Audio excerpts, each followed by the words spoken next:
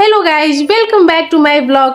आज मैं आपको लेके आई हूँ बिहार की सबसे आइकॉनिक और हिस्टोरिकल प्लेस पटना म्यूजियम में। बिहार का इतिहास इतना रिच है कि एक दिन कम पड़ जाए, पर आज मैं आपको दिखाऊंगी यहाँ की बेस्ट चीजें।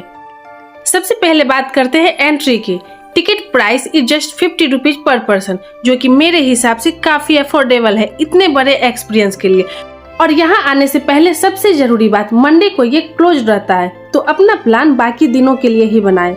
टाइमिंग है सुबह 10:30 बजे से लेकर शाम 4:30 बजे तक। So let's go inside.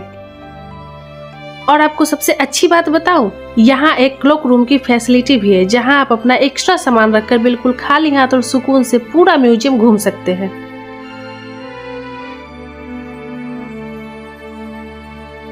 जैसे ही आप एंट्री करेंगे, आपका स्वागत होगा इस अमेजिंग 3D फ्लोर से। देखिए कैसे ये फिशेज रियल लग रही है।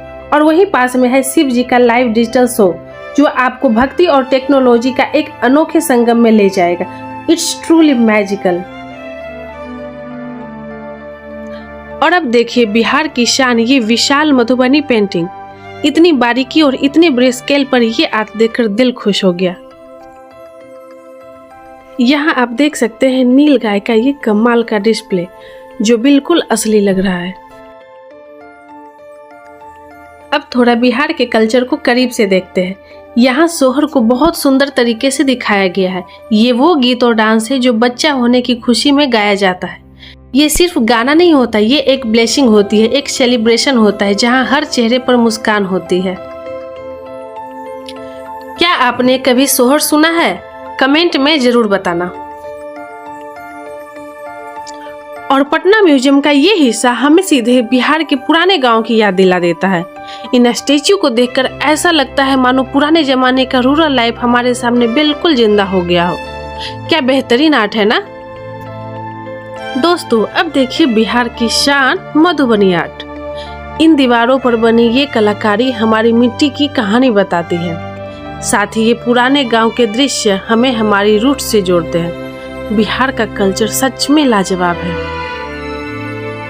ये देखिए ट्रेडिशनल कपड़ों में ये महिलाएं और पीछे ये आर्टिस्टिक बैकग्राउंड, बिल्कुल ऐसा लग रहा है जैसे कोई पुरानी कहानी जिंदा हो गई हो। बिहार की पारंपरिक कला और संस्कृति का एक अनोखा रूप। ये मूर्तियां हमें हमारे त्योहारों और रिवाजों की याद दिलाती हैं, जहां हर चीज में एक गहरा अर्थ छुपा होता है। अब जो मैं आपको दिखाने जा रही हूँ वो आपको सुकून से भर देगा। भगवान बुद्ध और उनके शिष्यों का ये दृश्य ज्ञान और शांति का प्रतीक है। पटना म्यूजियम में गुजरा हर पल हमें इतिहास के और करीब ले जाता है। पटना म्यूजियम में ये डिजिटल बुक देखकर मैं तो हैरान रह गई। बस इसे टच करो और पेज अपने आप खुलने लगेगी। कितना अमेजिंग है ना दोस्तों। क्या आप जानते हैं कि प्राचीन पाटलिपुत्रा का महल कैसा दिखता होगा? म्यूजियम में बना ये लकड़ी का विशाल द्वार हमें चंद्रगुप्त मौर्य के समय की याद दिलाता है। इतना ग्रैंड और इतना पुराना इतिहास देखकर गर्व होता है। और ये लाइटिंग देखिए, ये म्यूजियम किसी राजमहल से कम नहीं लगता। ये दीवारें और उन पर चमकती ये रोशनी हमें बताती है कि बिहार का इतिहास कितना सुनहरा और शक्तिशाली रहा है। बिल्कुल फिल्मी वाइब्स है यहाँ। बिहार का नाम लो और छठ पूजा की याद ना आए, ऐसा तो हो ही नहीं सकता।